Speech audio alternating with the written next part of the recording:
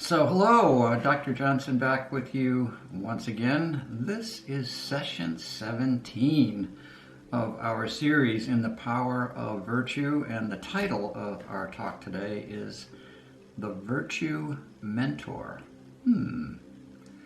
What's a virtue mentor?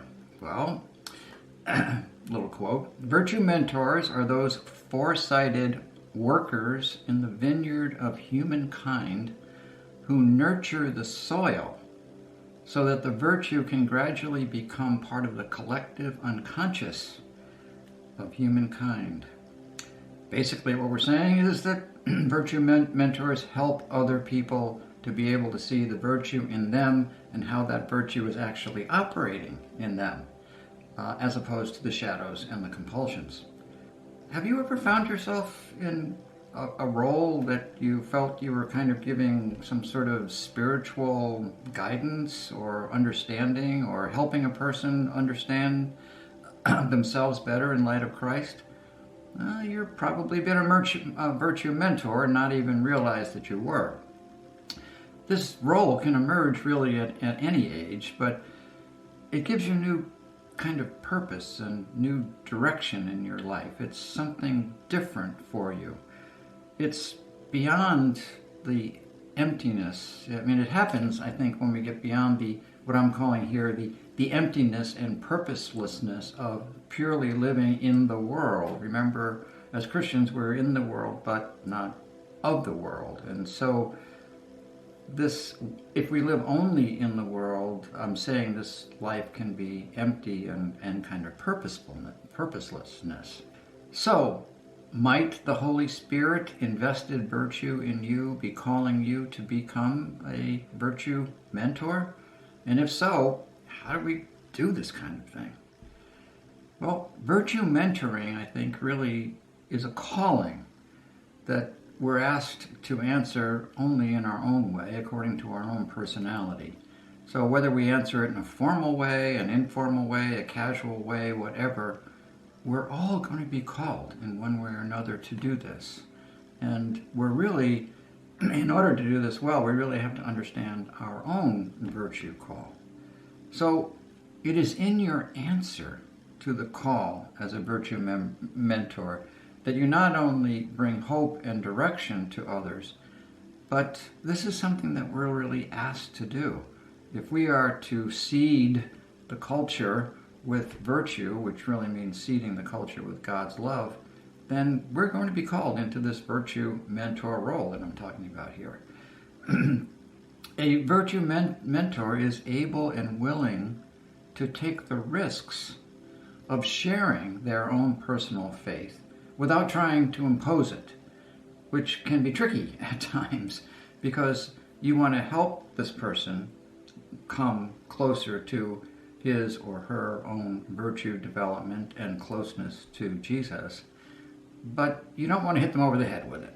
So there's some skills that really come into the mentorship role, and actually mentoring as a profession is something that's been written about quite a bit. The virtue mentor always seeks to speak from his or her own heart of God. The virtue mentor searches for the time and the topic when the person is receptive to what could be called the wink of God. So a less spiritually mature person is attracted to the virtue mentor because a heartthrob inside of her or him is motivating them to do this. Now, it may come in a time of trouble or panic or press of some sort, and this person seeking out help. How am I to get past this impasse that I find myself on? Here's what Father Adrian Van Kam says about mentoring. He says, without the virtue mentor role, your personality flattens out. It's robbed of the depth, says Father Van Kam, which comes from embracing the sufferings of friendship that bearing fruit always entails. That is kind of a mind twister. You really have to think about that. I like this whole notion about We need mentorship. Otherwise, our personality starts flattening out. And if I look at that in our parlance of virtues, shadows, and compulsions, the bulk of our energy, if you look at it in a line going this way, shadow over here, compulsion over here, and virtue in the middle, then the bulk of your energy is most, for the best part of us, it is invested in the virtue rather than the shadow and the compulsion. So, in other words, the line would go like this: up with the virtue, down with the shadow, and down with the compulsion. And Father Van Kam says, our personality flattens out when and if we don't move on in some way, formally or informally, into this virtue mentor role that he's talking about. Flattens out means you're giving as much energy to your shadows and your compulsions as you're giving to your spiritual strengths. That is not going to be a position where not only will you not move forward in your spiritual development, but your happiness quotient is going to go down for sure. It's in the mentoring process where the presence of Christ shines in you more prominently. Mentoring energizes you to step forward in the wholeness of the community of faith as you advance towards wholeness, as we're all supposed to do. So Jesus spoke of this fruit of mentoring long ago, a fruit that is better received the more we give it away.